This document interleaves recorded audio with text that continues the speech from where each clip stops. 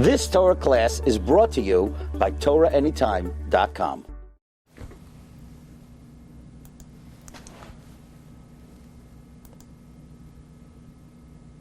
Okay, good afternoon everyone. Shalom Aleichem.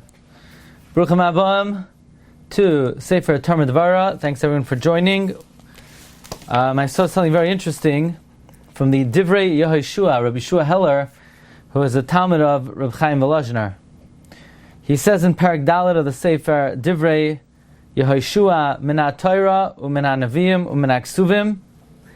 From the Chumash, from the Navi, from the Ksuvim, we see that limud musar is a chayva that we cannot ignore, because this is what brings a person to Yiras Shamayim and to strengthen ourselves in clinging to the Eitz HaChaim, which is the Torah. So he says something amazing. He says it's a halacha psuka, v'chei achicha imach. Your brother needs to live with you, from which we darshan chayecha koidem. That means if you have one jug of water and there's either enough for yourself or for someone else, then you get to take it yourself. So he says, if when it comes to gashmias, you come first, alachas kama v'kama, when it comes to ruchnias, you certainly come before your friend. By the way, this is a debatable point. The Chassam Sofer seems to learn that no, only when it comes to gashmias do you go first. When it comes to ruchnias, you have to put your friend first. That's v'yahavta l'reacha kamoicha ze klal gadol b'Torah. Loving your friend is only when it comes to Torah. But when it comes to gashmias, love yourself. When it comes to Torah, give to others. But Rav Moshe says no. If when it comes to gashmias, you could put yourself first, certainly when it comes to ruchnias. And that's how the Divrei Yehoshua seems to learn. Very interesting idea. In other words, when it comes to gashmias, you certainly can put yourself first. Well, says the Divrei Yehoshua, Rabbi Shua Heller, certainly when it comes to gashmias. Certainly when it comes to ruchnias. Now, listen to the following argument. We know there's a mitzvah in the Torah to give your friend musar. Let's say you go to shul, and you see your friend is looking at his phone, obviously before davening. I'm not talking about during davening. Nobody would do that. I'm saying before davening, a guy has his phone out in shul. And he's texting someone to get a minyan. So he's doing it for good. So you go over to him and you say, in the shul we don't take out a phone, right? So you have a mitzvah d'oraisa of oh, you have a mitzvah to give musar to your friend. Then you have a mitzvah d'oraisa to give musar to your friend. You certainly have a mitzvah d'oraisa to give musar to yourself. Kal v'chomer, you have to give musar to yourself. So in other words, if you have to have rachmanas on your friend, you certainly have to have rachmanas on yourself. Kal v'chomer, mitzvah saseh, muteles ala adam lilmoid sifrei musar. There's a mitzvah d'oraisa for a person to learn the works of musar. Okay, so now we go to the 12th Middah, the Middah of Asher Nishbatah l'Abeisenu.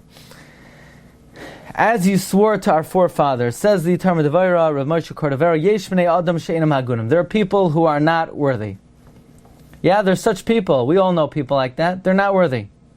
Now we're not talking about, like yesterday we spoke about, those who conduct themselves like Abraham, Lefnim Mishra Sadin. Not like we learned the other day, Titei Nemes Yaakov, those who act on the mile of the Beinonim. We're talking about people who are not worthy. They have no good deeds, and they may even be wicked. And yet HaKadosh Baruch Hu is merachim on them. HaKadosh Baruch Hu merachim al kulam. God has mercy on all of them. As the Gemara says in Brachos, so Parsha b'Gemara, v'chanoisi es asher achayin. I will have grace to those who I choose to show grace to. I will show favor to those who I choose to. So why does God do that? That's not fair. They're not worthy. So the Gemara tells us, Amar HaKadosh Baruch Hu, oitzer zeh, the oitzer of Chanina is for those, la'oisam she'enam agunim, are for the people who are not worthy. Or as Rav Goldberg brings in his footnotes, in Ois Kuf Lamed Daled, Rav Goldberg quotes a medrash in Kisisa that HaKadosh Baruch Hu showed all the oitzros to Moshe, and then he showed Moshe the biggest oitzer of all. So Moshe said, who is this for? And Hashem said, this is for someone who has no schar. I give them from my own, and this is the oitzer of Matnas Chinam. Why does God do that? Why does God give freebies? Lefisha Amar HaKadosh Baruch Hu, because God says, Yesh lahem zechus. They do have merit. They have zechus avos. Ani nishbati la'avos. I swore to the avos. Im kain. Im heyosh en magunim. Therefore, even though they're not proper, yizku, they will merit b'shvul shehem mizera ha'avos, because of their ancestry. Shenishbati lahem, that I swore to them.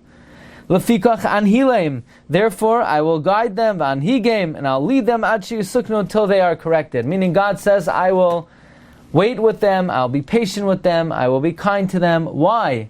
Because of any good deed that they did? No. Do they deserve it? No. Only because they're Bnei Abraham, Yitzchak, and Yaakov. There is such a Middah.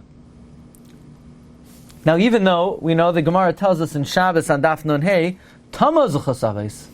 Zechus Avos is finished. There's no more Zechus Avos. But, nevertheless, that just means as a matter of ordinary routine practice, there's no Zechus Avos. But God sometimes will recall the Zechus of the Avos, and furthermore, there is Bris Avos. Tosfos says, I believe Rabbi Notam says, even though there's no Zechus Avos, there's Bris Avos. So, what's very interesting is, Rav Goldberg has a very important question. And that is, God is doing kindly to people because he swore to the Avos. So then, that's not a Middah of Rachamim. That means God is doing it because He's required to, because He swore to do it. Is that Rachamim or is that justice? If somebody does something because he swore to do it, that's not Rachamim, he's obligated, it's an obligation. But says Rav Goldberg, of course it's Rachamim, because why would have God have sworn that I will always remember the kindness of the Avos even when you're undeserving? The fact that He made that commitment, the fact that He's committed to be kind even when people are undeserving, but He swore. But why did He swear? He swore as a demonstration of His great Rachamim. And therefore, how do we emulate this Middah?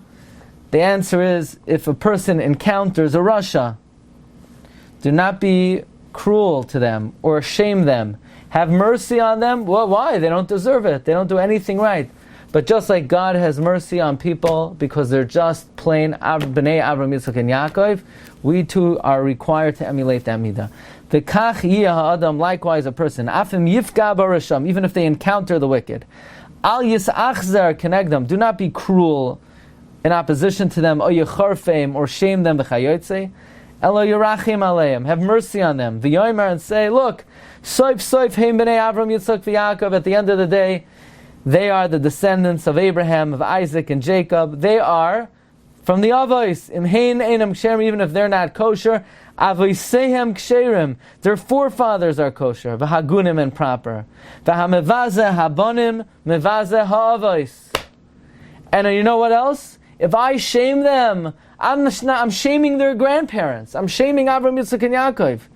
Ein ritzoni sheyizbazu aviseim al yadi. I don't want that their forefathers should be embarrassed because of me. Umechase el boinam.